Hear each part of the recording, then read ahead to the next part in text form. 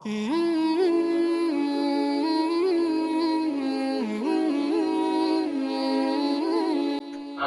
ingin menambah harta Anda, tapi tidak pernah ingin mengurangi harta Anda dalam kehidupan. Kalau Anda merasa kurang, karena Anda yang kurang berbagi atau kurang dekat dengan Allah Subhanahu wa Ta'ala. Paham sampai sini? Baik. Siapa yatim yang hadir pada subuh ini? Ada anak yatim? Halo? Anak ya? Awas, bapak bukan yatim. Baik, ada anak yatim di sini? Tidak ada. Baik, saya mau praktek ayat tadi. Kalau gitu nanti saya titip sama DKM, lihat orang sekitaran di sini ya. Kalau ada anak yatim tolong dikasihkan. Saya titip uang 1 juta subuh ini untuk bisa diberikan pada anak yatim sekitaran ini. Jazakallah khair.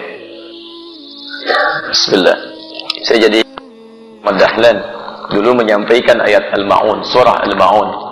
Begitu selesai beliau copot pakaiannya yang paling berharga, barang-barangnya, kemudian langsung dipraktekkan ayatnya. Kalau cepat pakaian nanti agak repot lagi ini gitu ya. Baik. Jadi lebih baik keluarkan sebagian isi dompet, itu lebih bagus. Bismillah. Tolong dijawab ya Ustaz. Saya sudah 2 kali pertemuan, pertanyaan saya tidak sempat dibaca. Masya Allah. Masya Allah. Baik. Antum ini minta dibaca, minta dijawab.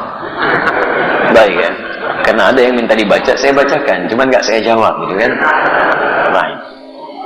Ya saya baca ini dulu ya, nanti saya jawab yang ini. Bismillah.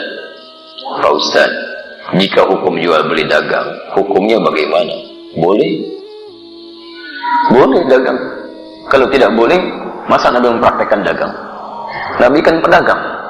Bahkan sebelum jadi Nabi, sudah berjual beli. Beliau mengambil barang dagangan dari Sayyidah Khadijah, yang lantas kemudian menjadi istri tercinta beliau dalam kehidupannya. Didampingi oleh Maisarah, kemudian berdagang sampai ke Syam. Ya, Masya Allah. Dan ketika berdagang, itu Nabi itu kalau dagang gak pernah kembali modal, Pak. Gak pernah kembali modal. Kembali untung. Untung lagi, untung lagi, untung lagi. Dan bukan cuma untung, yang berdagang dengan beliau, yang membeli, itu senang. Nabi bisa terbayang gak? Beliau untung, pedagang lain juga merasa nyaman, dan pembeli juga merasa senang. Jarang-jarang ada orang begitu. Ya, jarang-jarang. Kalau pedagang untung, biasanya pembeli kecewa gitu kan.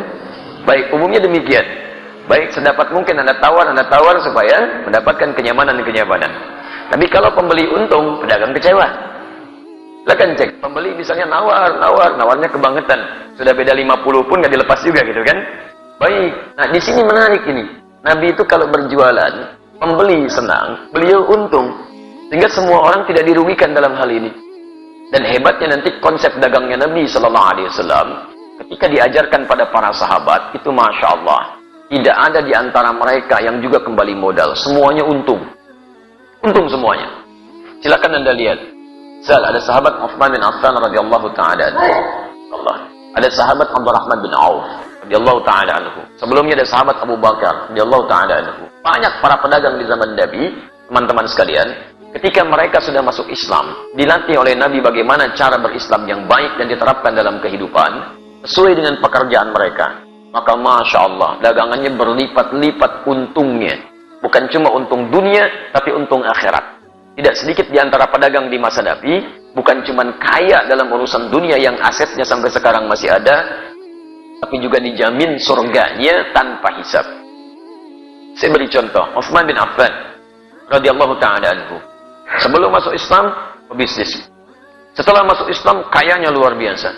Silakan antum, saya berdoa mohon pada Allah, kalau yang belum umrah, belum haji, insya Allah diikhtiarkan ya, insya Allah mudah-mudahan dipercepat oleh Allah Subhanahu Wa Taala untuk bisa berhaji atau umrah. Nanti saat ke Madinah main ke satu tempat, terdapat di dalamnya tapak-tapak kesuksesan Uthman bin Affan radhiyallahu taala anhu. Di antaranya beliau masih punya aset sampai sekarang. Ada sumur yang pernah beliau bebaskan ketika dimonopoli oleh Yahudi. Mau minum, bayar. Kata Uthman, saya beli sampai semuanya akhirnya dibeli Uthman, kemudian dibebaskan. Yang mau minum, ambil aja. Sekitaran area sekitarnya ada tanah cukup luas. Dibeli oleh Uthman bin Affan radhiyallahu ta'ala anhu. Saya beli. Tanamin kurma. Yang lapar, ambil. Gak usah bayar. Yang haus, ambil. Gak usah bayar. Sampai sekarang area itu ada, akan dibuat area perhotelan, royaltinya disimpan di Bank Saudi, disedekahkan kepada umat muslim atas nama sahabat Utsman bin Affan radhiyallahu taala anhu. Sampai sekarang masih ada. Abdurrahman bin Auf radhiyallahu taala anhu. Itu diembargo. Ya, bukan cuma diembargo, dirampas hartanya. Saat di Mekah. Pergi ke Madinah cuma pakaian yang melekat di badannya. Baik, begitu sampai di Madinah, diterima oleh orang paling kaya di Madinah. Kata orang ini, sami'tu annaka kunta ghaniyan bima ma'na. Saya dengar kamu jatuh fakir saat di Mekah. Kalau ingin kaya lagi, ambil setengah kekayaan saya. Kalau ingin menikah cari pasangan, pilih pasangan terbaik di sini. Maka saya akan fasilitasi. Masya Allah. Teman-teman sekalian, apa jawabannya? Jazakallahu khairan bima ma'na. Semoga Allah berikan balasan terbaik untuk Anda. Arini ainal aswah. Cukup tunjukkan kepada saya di mana pusat bisnisnya. Dagang. Dipraktekkan ilmu dari Nabi. Modal cuma pakaian. 3 bulan. Jadi orang paling kaya nomor 3 di Madinah. 1 tahun, jadi orang paling kaya di Madinah. Yang kapaknya saja terbuat dari emas. Kapaknya. Coba lihat. Orang terkaya di Lampung belum tentu punya kapak. Ya. Orang terkaya di dunia, Bill Gates, 1.300 triliun hartanya. Tanya, punya kapak gak? SMS tuh pagi ini, tanyain. Ya. Abdurrahman bin Auf setahun, kapaknya terbuat dari emas. Modalnya apa? Cara bisnis Nabi. Nah, cara ini tidak menghalangi mereka untuk ibadah kepada Allah. Kaya dan soleh. Silahkan cek, buka kitabnya Imam An-Nawawi. Imam An-Nawawi punya kitab namanya At-Tibyan fi Adab Hamalatil Quran.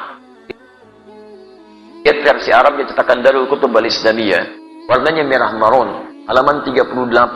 Paragraf yang pertama, baris 1 sampai baris yang kedua paling atas sebelah kanan. Kata Imam An-Nawawi rahimahullah, sahabat Utsman bin Affan, Abdurrahman bin Auf, ada Abu Darda, itu orang-orang, ada lagi At-Tamimi, itu orang-orang yang luar biasa. Tamim Ad-Dari, bukan At-Tamimi, Tamim Ad-Dari, yaitu malamnya, di antara kesibukan mereka, masih bisa menunaikan tahajud sampai khatam Al-Quran. Sampai khatam Al-Quran. Jadi pendekatan kepada Allahnya luar biasa. Makanya Allah buka rezeki mereka lebih daripada yang lain. Jadi kalau Anda ingin dapatnya rumusnya begini.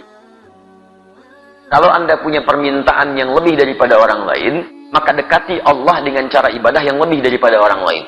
Orang lain tidur, Anda bangun. Orang lain sedikit-sedikit tidur, Anda sedikit tidur.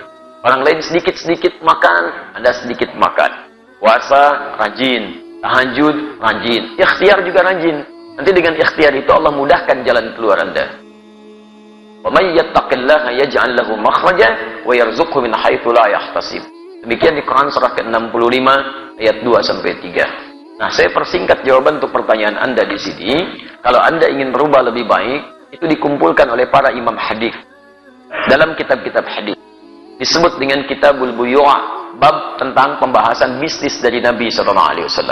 Saran saya, keluarkanlah ayat-ayat Quran yang berbicara tentang cara berdagang, kemudian lihat tafsirannya dari Nabi, buka kitab Imam Al-Bukhari misalnya, buka Kitabul Buyu', bab tentang bisnis dari Nabi, keluarkan itu, duduk dengan sesama pedagang, jangan sendirian. Jangan ingin menguasai sendirian. Dulu teman-teman Nabi itu saling bersama-sama. Semua kaya, bahkan kaya banget. Ya, kumpul bareng-bareng. Kenapa antum gak kumpul para pedagang, pebisnis, pengusaha? Duduk bareng-bareng. Tilawahi ayatnya, hadisnya. Kemudian antum undang ustaz di bidangnya. Diskusikan. Praktekkan. Kalau nggak dipraktekkan, kapan lagi? Ya, silahkan kalau nggak percaya. Konsep itu sekarang diambil oleh orang Yahudi. Dipraktekkan oleh mereka. Cuma mereka tidak pernah mengungkapkan istilah kalau itu diambil dari hadis Nabi. Konsep syariah itu sekarang banyak diadopsi, Pak, di Eropa. Bahkan di Inggris sekarang sedang marak tuh, di London macam-macam dikembangkan. Ya, kemudian oleh Yahudi dirubah istilahnya di Ventura. Ventura itu asalnya syariah, cuman dimodifikasi oleh mereka untuk menampilkan sistem hukum yang kira-kira bisa awet gitu. Syariah sekarang itu luar biasa. Non muslim saja sudah mengejar-ngejar konsepnya. Kenapa kita yang punya tidak menerapkan? Paham ya?